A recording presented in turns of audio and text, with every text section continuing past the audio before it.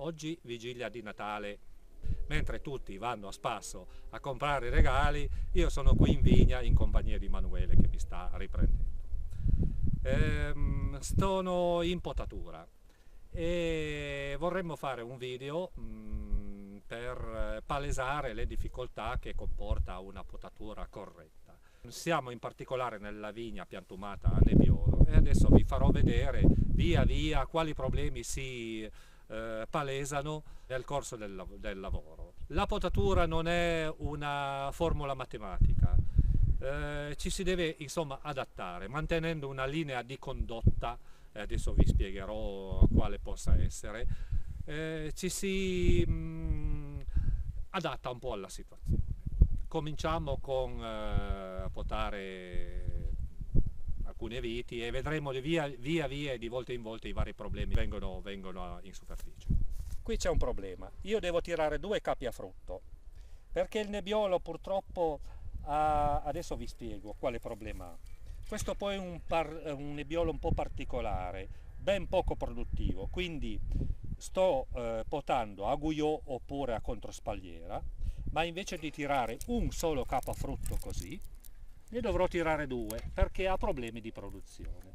Il nebbiolo necessita di una particolare attenzione, bisogna innanzitutto contare le gemme. Io ho visto che a Barolo di solito tirano un solo capafrutto con 8-9 gemme e sono tutte produttive. Purtroppo, come sottolineavo, questo nebbiolo ha particolari problemi, quindi i capafrutto devono essere due e devo scegliere quali possano essere i migliori capafrutto, quelli che si adattano meglio e quelli che mi permettono di ottimizzare al meglio la forma.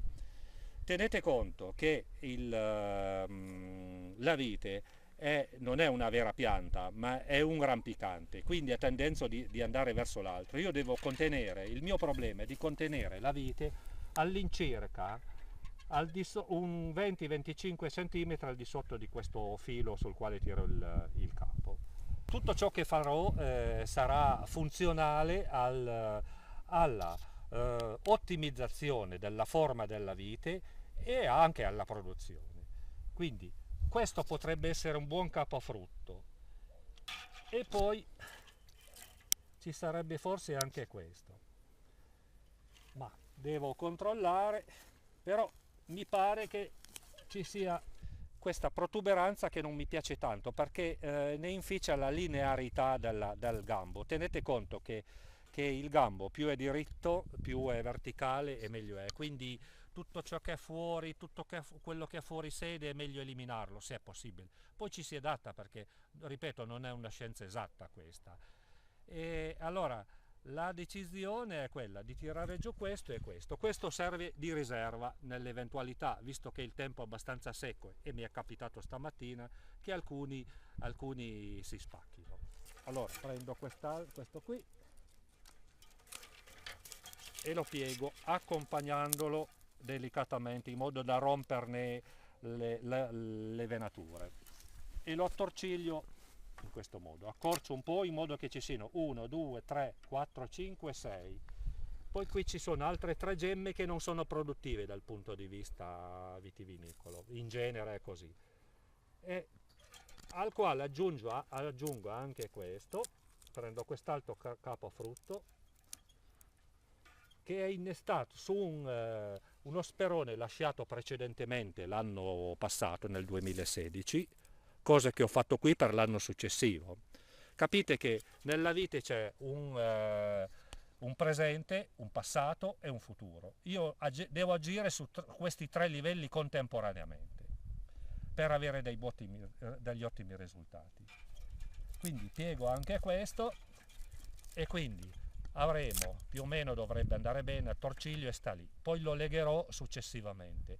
Avremo dunque 1, 2, 3, 4, 5, 6, 7, 8, 9 gemme di questo e 1, 2, 3, 4, 5, 6, quindi sono 14-15 gemme che vanno bene per questa tipologia di nebbiolo, il che mi dà una buona garanzia che escano grappili a sufficienza per poter poi vinificare. Considerate che io tengo quantità basse che poi successivamente di rado ancora, ma è meglio avere in più e scaricare successivamente che non averne affatto. Quindi la prima sarebbe fatta. E guardiamo i vari problemi che successivamente si emergono da vita a vita. Ecco, questo per esempio ha una forma un po' strana. Io dovrei mantenere questa forma. Questo vedete che è un po' fuori, però c'è un problema. Qui ho già i due speroni, uno è di troppo e quindi lo eliminerò. Questo mi sembra abbastanza, è un po' mingherlino.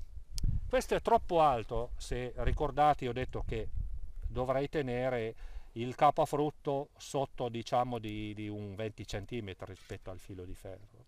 E questo sarebbe un buon, il problema è che questo sarebbe un buon capofrutto, ma è troppo alto, e per la tendenza che ha la vite di andare verso l'alto, successivamente lei tenderà a portarsi verso l'alto, e io invece voglio mantenere la vite a questa altezza, a questa distanza dal filo di ferro. Quindi faccio di necessità virtù e taglio questo, e ahimè mi dispiace. Poi accorcio preventivamente un pochettino, aiutandomi un po', e comincio. E qui abbiamo 1, 2, 3, 4, 5, 6 gemme. Aggiungo questo, attorciglio, poi successivamente andrò a legarlo con la macchinetta. 7, 8, 9, 10, 11, 12 gemme, il che potrebbe andare bene, potrebbero uscire 5-6 grappoli, il che va più che bene. Ho dovuto rinunciare a quello bello, ma per motivi che ho elencato purtroppo mi si portava la vite troppo in alto, poi avrebbe prodotto tendenzialmente verso l'alto, e io questo non lo voglio affatto. La forma non è ideale, ecco, posso ancora eliminare uno sperone. Da qui usciranno, da queste due gemme, i capi a frutto che prenderò l'anno successivo.